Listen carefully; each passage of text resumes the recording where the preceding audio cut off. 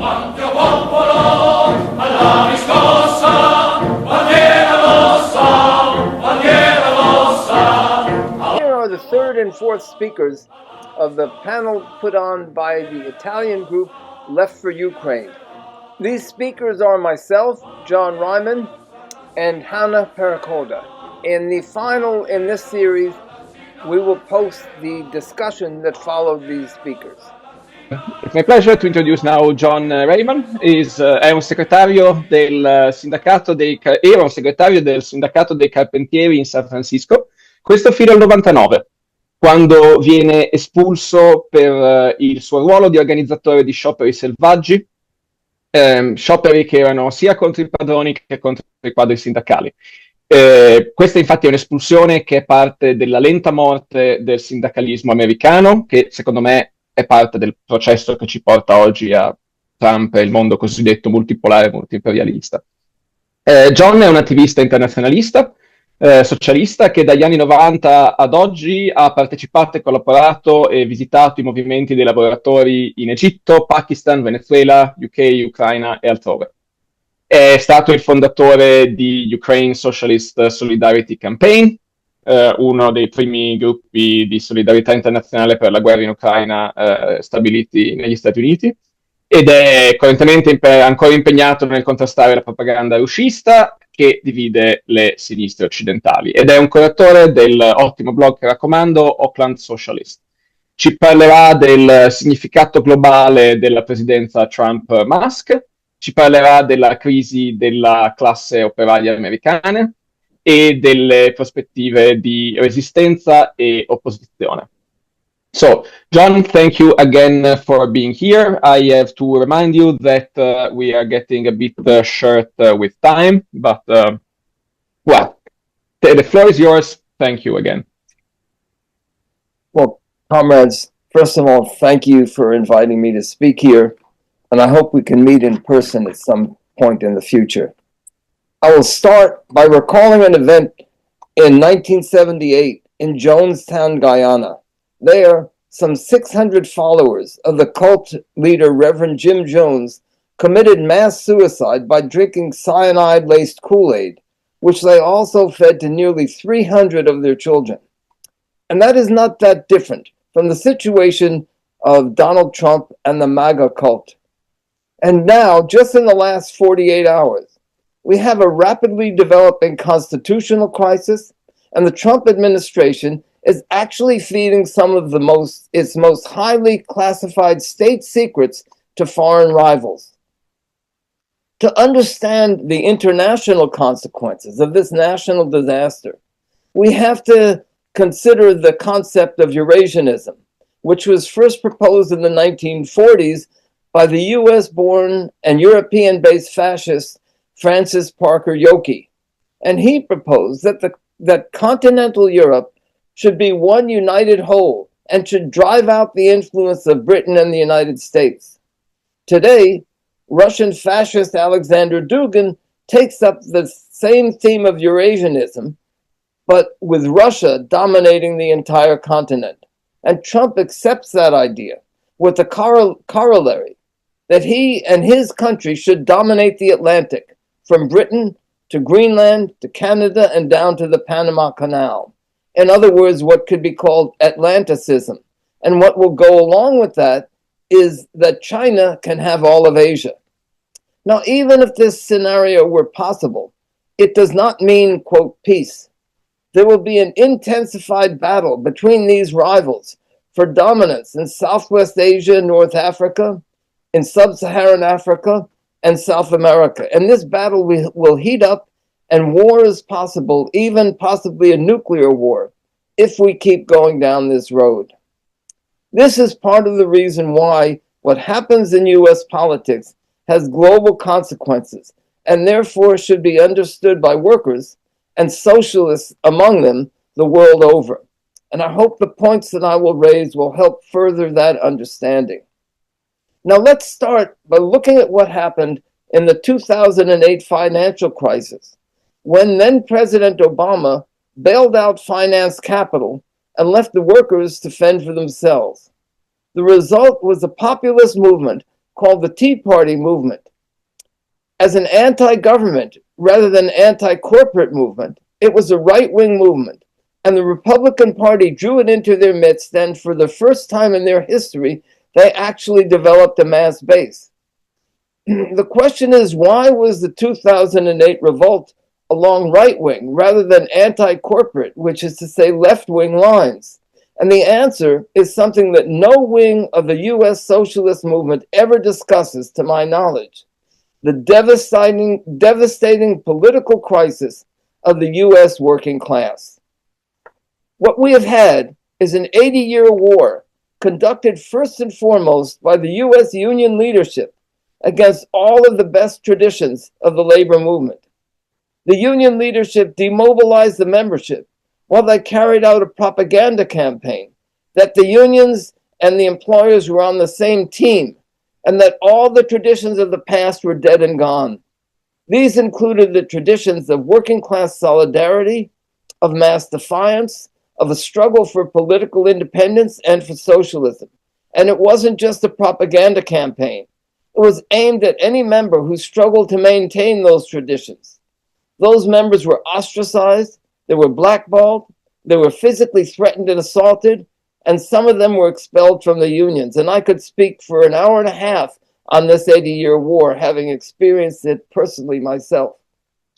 This war had a massive effect on the U.S. working class, to the extent that probably at least half of U.S. workers support Trump, and the other half are more or less politically passive. And to think otherwise, to think this war had no impact on the consciousness of the U.S. working class, is idealism. And this left a huge vacuum into which stepped Trump. And I think this situation, by the way, is not exclusive to the United States. Now, until fairly recently, Trump in the main did not have the backing of any significant sector of the U.S. capitalist class. But that started to change last year or maybe a little bit earlier. And leading the way was the Silicon Valley venture capitalists. This enormously important wing of the capitalist class had torn down and then rebuilt to their own liking a massively important industry, the communication and entertainment industry. And bear in mind that by communication, we are including not only mass communication, Twitter, Facebook, the New York Times, and so on. We're also talking about data transmission, which lies at the heart of the globalization of capitalism. And in the process of rebuilding this industry, they smashed any attempts by the workers in that industry to organize. And with that crowning victory, they thought, well, why can't we remodel all of U.S. society along these lines, and maybe the entire world, as we did with our industry? And who better for us to use in accomplishing this goal but Donald Trump?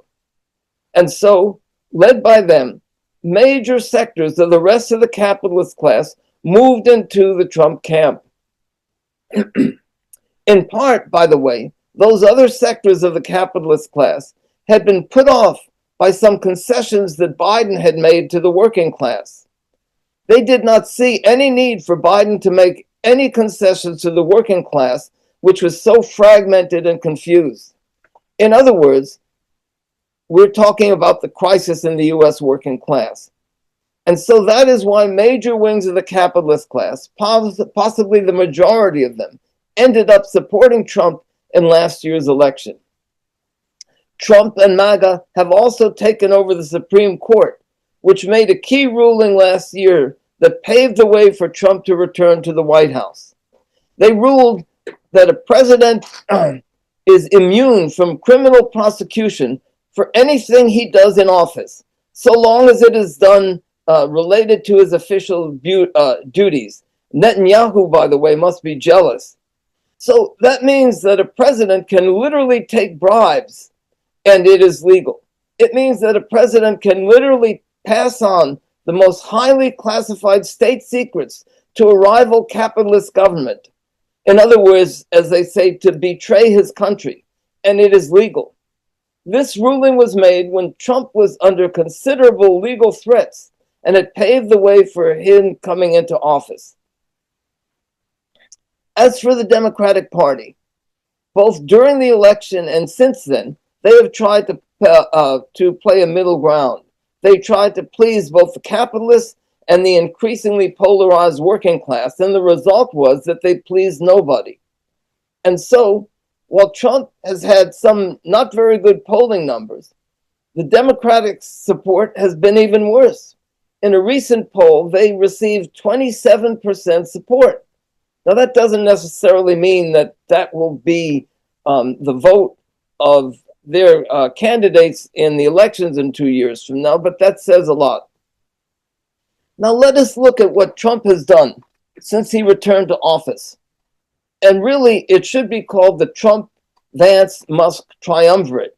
That is who's running the executive branch of this government, running Congress, and also at least the U.S. Supreme Court.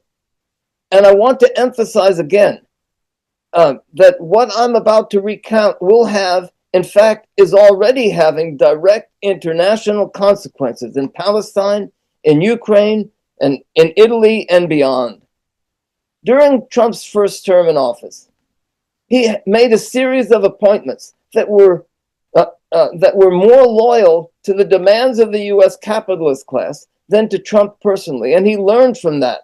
And this time, direct personal loyalty to himself and himself alone is the main central requirement to be appointed to any position in his administration. Or to put it another way, they must be willing to violate all laws as well as the sacred U.S. Constitution itself if Trump demands it. I don't have time to review the appointments, but I should add that aside from personal loyalty to Trump, some of them are connected to Putin and or Xi, and others are fascist sympathizers, if not outright fascists. And I don't use that term lightly. Now, in terms of Trump's major foreign policy initiatives, he has moved to give Israel a completely free hand, and he has infamously aligned himself with Putin regarding the Russian invasion of Ukraine. I mentioned at the outset Trump's threats regarding Greenland, Canada, and Panama.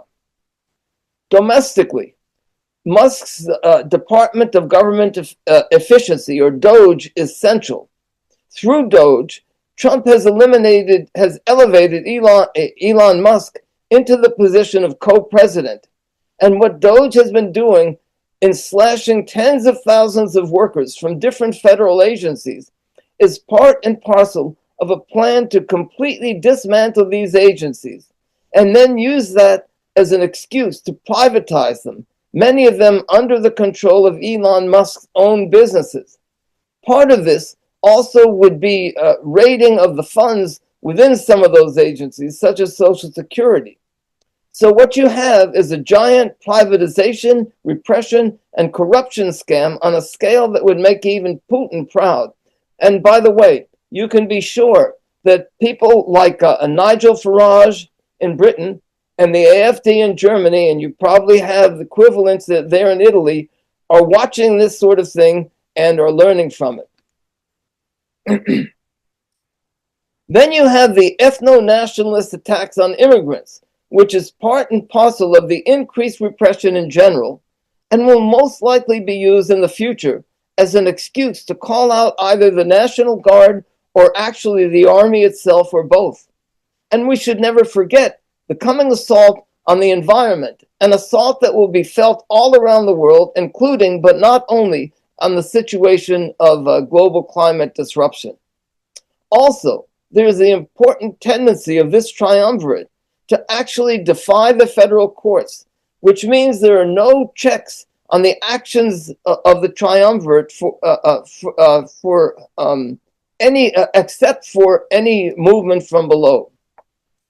Also, Trump's tariff initiative will have a direct global impact.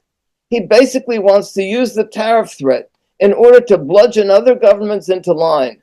And it threatens not only to massively disrupt the U.S. economy, but in fact, global capitalism itself, partly because investors don't know what's coming from one day to the next. For this reason, and also because of Trump lining himself up with one of the main rivals of U.S. capitalism, Russian capitalism, especially in regard to Ukraine. For these reasons, major wings of the U.S. capitalist class are starting to have serious doubts about Trump. But what can they do about him? They cannot use the rest of the Republican Party against him. It's increasingly clear that the judiciary will not or cannot rein him in. And their media, the old-line TV stations and newspapers, for example, no longer have the influence on the masses of Americans that it used to have. The unprecedented nature of this situation is revealed by Trump's first action on his first day in office, which was to pardon the 1,500 federal prisoners who had been convicted for their role on the January 6th coup attempt. Incidentally, when they were deciding who to pardon and who not to, Trump famously said, well, fuck it, let's just pardon them all. These are violent fascist organizers, and many of them will certainly be out there organizing as we speak today, right this minute. And as opposed to the past, they will have the financial backing of the Nazi-saluting Elon Musk. This means the potential for a mass fascist paramilitary. And to give an example of what is happening, there is the Eugenics Conference, which is literally Nazi science, planned in the deep Republican state of Texas. And the University of Texas is associated with this conference, as is Elon Musk himself indirectly. And if 10 to 15 years ago, anybody had told me we'd be seeing this sort of thing here, I'd have told them they are hysterical. I'm not saying that fascism is literally about to take power in the U.S., but I never would have thought we had seen what we are seeing here today. Another possibility is this. In a situation of mass crisis, to which Trump might respond by trying to call out the military, possibly to prevent a setback of his party in the 2026 by-elections, I think that it is not ruled out that under the right circumstances, wings of the military could actually start to take their independence of the civilian government, which is to say of the presidency. It is a question that certainly needs to be thought through a lot more, especially because it would be totally unprecedented in all of U.S. history. That is to say, for the military to act against the president, which is to say they would be doing it on behalf of the U.S. capitalist class. So now let's look for a minute at the opposition that is starting to develop. We have had all around the country, including in my area, a whole host of little local protests, almost all of which have been controlled either by the union bureaucracy or the non-profiteers, both of which are linked to the Democratic Party. The union leadership has been almost entirely silent, or in some cases it would be better if they had been silent. Now you do have Sarah Nelson, the president of the flight attendants, who several weeks ago called for a national general strike, but there's no indication that she's doing anything to organize along those lines. So the result is that we cannot rule out the possibility of a mass revolt, but I think that it would be chaotic and disorganized, something similar maybe to the French Yellow Vest movement of 2018. If that were to happen, then the role of socialists, I believe, would be to encourage it, to emphasize the centrality of the working class struggle and the need for working class independence and, quite frankly, for socialism. I think there are two things, meanwhile, that we can and should be advocating. And this is where I'll conclude. First and foremost, for the movement in general, we have to see that the triumvirate is actually extremely vulnerable in one key industry, and that is food production. It is vulnerable because there a huge proportion of the workforce is immigrant labor, and the majority of that labor is undocumented. Already, many of them are staying off from work for fear of being rounded up and deported. So what I think we should advocate is that the union should organize in that sector, encourage those workers to, in effect, go on strike, which is to say what they're already starting to do, and organize union members and supporters to stand the strike picket lines for them. If that even started to happen, the U.S. grocery store shelves would be empty within a week. Now, of course, the union leadership is not going to do that without a massive pressure from below.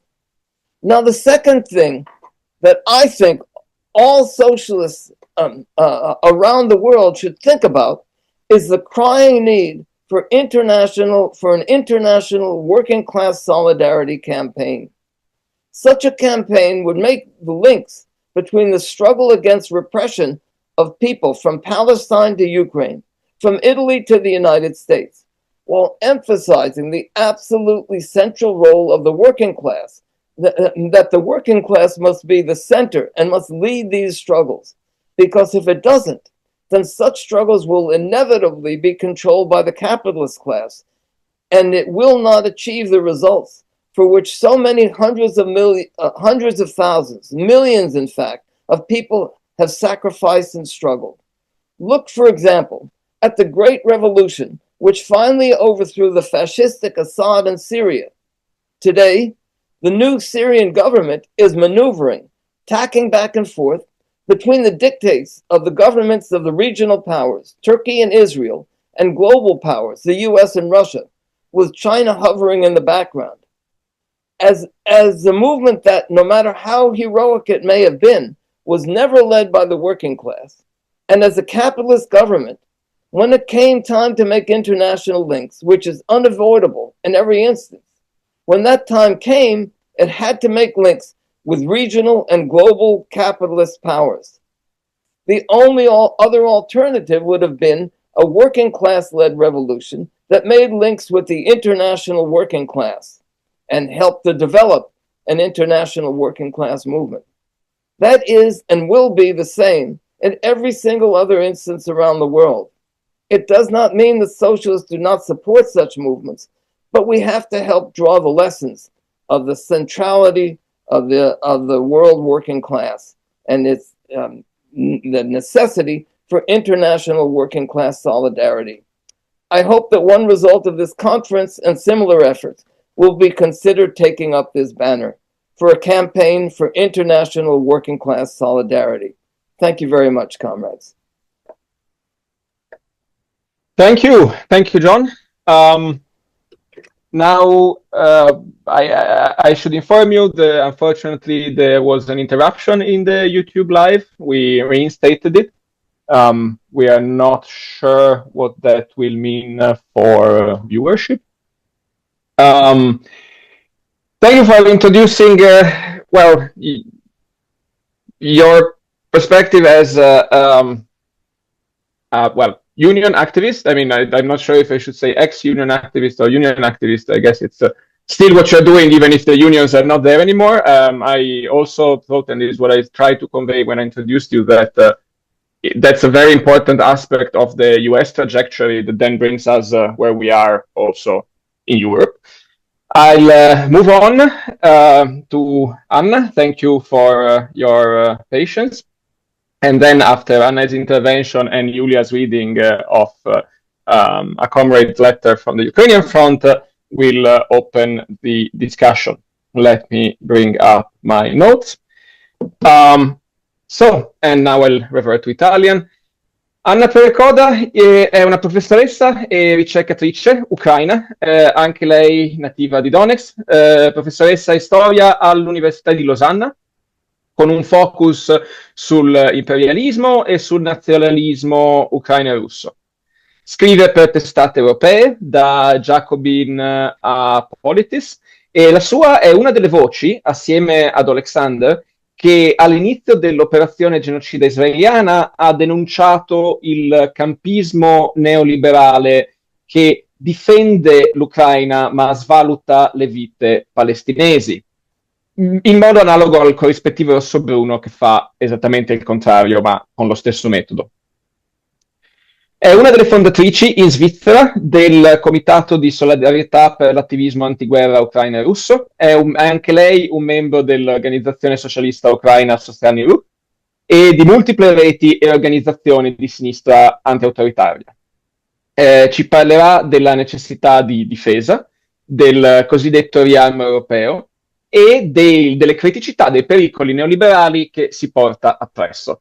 Anna, thank you again. The floor is yours. Thank you very much. Thanks to organizers and thanks to your team. You are doing very important work. I mean, the work of practical solidarity, because without practical bottom-up solidarity, all the talks we do today wouldn't have any sense. So thank you for your work and for your dedication to pursue it. And also thanks to the audience for their interest, for their patience also. And I will try to be short and please make a sign if you see that I'm too long. So I think today it should be clear by now that the impunity of the aggressors like Russia, like Israel, and other countries on the international level, the impunity of the aggressors is directly fueling the rise of fascist forces in our countries, and vice versa. And the rise of these forces that are combining authoritarianism and libertarianism, economic libertarianism, it must be taken very seriously.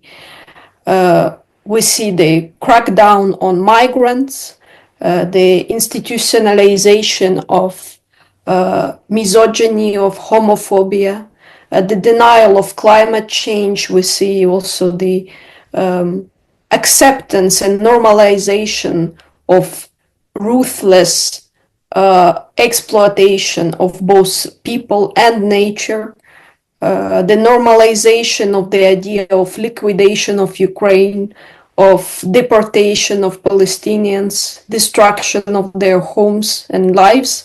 And it seems like these are these pillars of this new order that Putin and Trump are trying to impose on the rest of the world.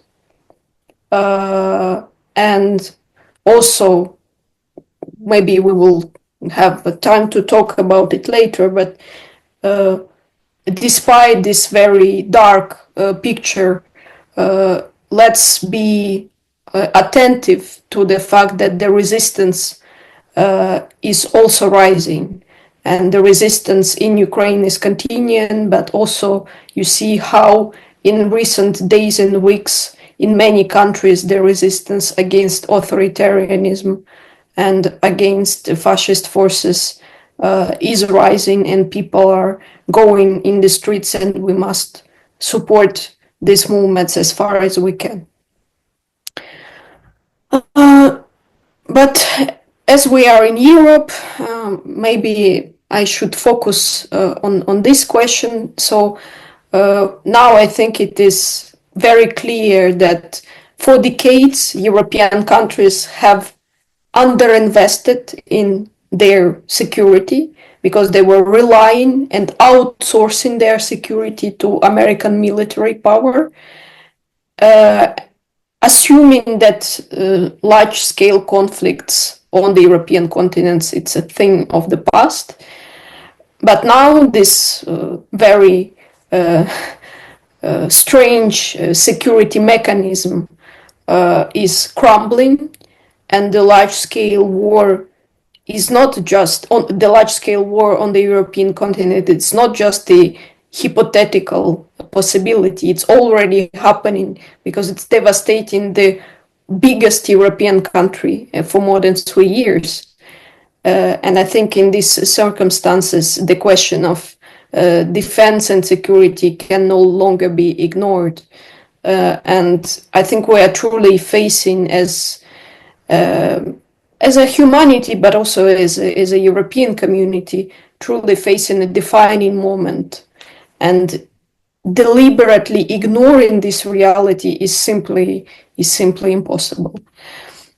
I think the most dangerous approach to this problem, to the problem of security, would be to slash social spending to fund military institutions, and this is the solution that neoliberals are already proposing, namely to reduce budgets for healthcare, education, pensions, welfare. And of course, they don't put it in that way. They say instead, for example, like President Macron in France, that he wants to increase military spending without raising taxes. So basically, he's saying that I will cut in your social spending. So it is evident that weakening in such a way social safety of the society would actually deepen inequality and ultimately destabilize democracies from the inside. And at a time when far-right populism is on the rise in the most important European countries, on the rise or already partly in power, like in Italy, and on the rise like in Germany, on the rise like in France. So this solution of imposing austerity would actually strengthen these anti-democratic forces. And given that Russia and the US now, they openly support these forces, like openly, I mean, G.D. Vance doesn't hide in his intentions. Such a move is exactly what Trump and Putin are hoping for. They are hoping that European leaders will make a bad decision that will undermine their own legitimacy. And in fact, many of these European politicians who now speak of the very real need to strengthen the defense, these are the same people and the same political forces who paved the way for this crisis also. Because, of course, they rightly condemn abuses of power on the international stage, for example, by Russia, but they also tolerate or encourage Darwinian logic within their own societies. They are encouraging a system where the most powerful continue to dominate the most vulnerable. And this kind of inconsistency, of course, it undermines their legitimacy and creates a fertile ground for the rise of fascist movements who capitalize on these fractures. And of course, I think you know it itself that a society that feels abandoned and ignored by politicians, by its own political elites, do not want to support international commitments, even if these commitments are there to uphold some fundamental principles like defense of rights, defense of sovereignty, of international law. And populists, both right populists but also left populists, they exploit this discontent by fueling the idea that governments are sacrificing national wealth, national interests in favor of some distant causes like supporting Ukraine, for example. So it's a very dangerous situation. And of course, a society that is better equipped to support its international commitments, it's only a society that is cohesive and that it doesn't feel abandoned by its own elites. So in this sense, I think in Europe, it should be a priority, effective and urgent measures to redistribute wealth in order to restore the trust of citizens. So in this sense, the help that European countries can provide to Ukraine also depends on their capacity to resolve their own internal crisis of legitimacy. But I must repeat it again and again, reiterating what was already said. The aid that truly matters for Ukraine is military aid. We cannot put this question aside. We cannot say, oh, we help Ukraine, but we are against the military aid. It doesn't work like that, because it's the most crucial condition for Ukrainian survival as a society, as well as for each of the members of this society. And I think the real question now, also particularly for the left, is, does it have a concrete plan or program or idea how to address these urgent challenges that we all face? And as I was watching a lot of European Parliament debates and the national debates, there are left-wing and ecological critics of this plan of European rearmament, and they are totally right when they say that, okay, we're talking about rearmament, but neither the ecological crisis nor systemic inequality has disappeared. These are the problems that persist, and indeed, these are, especially the ecological crisis, it's an existential threat to all of us that should be and should remain at our focus. But there is a crucial thing that they often ignore and that should never be ignored in my opinion. And the Ukrainians know it very well, that okay, we also care about human rights and environment and equality, but we also know that neither human life nor environment can be protected if your state falls within the so-called zone of interest of some autocratic imperial powers like Russia, China, and now the United States are also becoming such a power. In this, if you are becoming a vassal state of such autocratic powers, you can just forget about all the struggles for justice, ecology, and liberties that we all need so much. Because in a world that is dominated by this kind of great power, unchecked great power politics, progressive organizations and figures and their values are quickly pushed to the margins. First, they are pushed to the margins politically, then physically. And actually, we see it right before our eyes in the US, how in the period of a few weeks or even days, the society can be paralyzed, and most of its progressive elements are pushed to the margins. But of course, our hope is that they will resist. So abstract slogans about, let's abolish war. Everybody would like to abolish war, but if you were just advancing these abstract slogans, it reveals, I think, not only the lack of practical solutions, but also the lack of will to take responsibility, to engage in very difficult work of governance, of strategy, of actually proposing solutions. And those political organizations that are just refusing to confront the reality,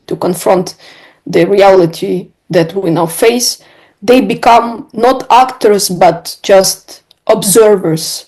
They comment about the events, but they are not shaping the events.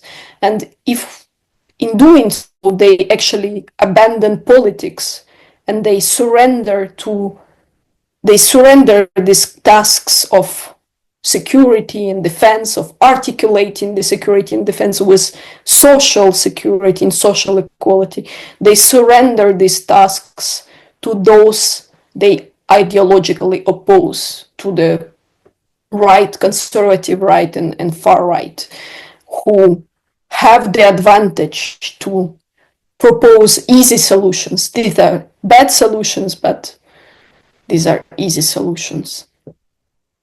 So I think we should seriously think about the fact that we are confronted with a false choice. The choice between social justice and security, as Alexander said, it's a false choice. It's totally possible, not just possible, but necessary to articulate and to have both. And as I said, of course, security should never be paid by cutting pensions or healthcare. So if we want not just to be observers, we must push for tax justice. We must push for closing all the numerous loopholes that allow corporations to avoid paying taxes. We also must crack down on offshore tax havens that exist inside Europe and prosper during the crisis. So I think instead also of each state talking about increasing its own military budget, we should above all focus on strengthening European collective security mechanism and coordination, which is lacking. So, and also an important thing that I wouldn't have time to develop, but that security energy is also part of military security. Energy security must be considered part of the military strategy, because if we continue to rely on the fossil fuels of the authoritarian and fascist regimes, we will be continuously blackmailed by these regimes. We will surrender our sovereignty to those who control the energy supplies. And of course, as a Ukrainian, I think the best solution for us, and the quick solution for us, because we need quick solutions. Ukrainians are resistance, but they are humans. They are not robots, and they cannot be in the trenches for years and years. So we must push for the confiscation of Russian assets and use them to fund Ukraine's defense, and it would hold Russia accountable, financially accountable for its war crimes, and would also allow to avoid additional burdens on European citizens. So, and the last thing I wanted to say, if we talk about the bankruptcy of neoliberal economy when it comes to security, we should keep in mind the example of Ukraine, because it is more and more evident that Ukrainian government has created an impasse for itself, because it's trying to defend itself in a war against an imperialist power, while clinging to the fantasy of neoliberal economy. They're trying to combine the both, and these are the things that are mutually incompatible. So because this neoliberal economy is based on individualistic social imaginary, on deregulated economies, and it is simply not adapted to the demands of defense, because defense requires solidarity at all levels of the society. What Ukrainian government does, it is undermining this really existing solidarity by its stupid laws of deregulation of labor and etc. So they're destroying the trust that people have in the state. And so but just to be clear, it's not just that Ukraine is somehow a state that deserves no support, etc. This is a trap that is not unique to Ukraine. Any state, any Western neoliberal state that will be confronted with military aggression, if it is pursuing the same strategy as Ukrainian government, they would face the same problems and the same limits. And I think the example of Ukraine should make clear that the need for social and economic model that prioritizes equality, justice, social cohesion, it is not just an ideal, but it's a very condition for the survival of the societies in current circumstances. And unfortunately, these current circumstances is that military aggressions are set to multiply. So I will finish here. And thank you very much again for your interest and your patience. Thank you. Thank you, Anna. That was amazing. Like I'm seeing some of the parts of your talk that are being translated both by me and others. And the point about how human rights and the environment and human life cannot be protected if the state falls under the control of autocratic networks, wherever they come from. It's an incredibly important point, and I thank you for making it. And I hope it's going to be one of the points of discussion later.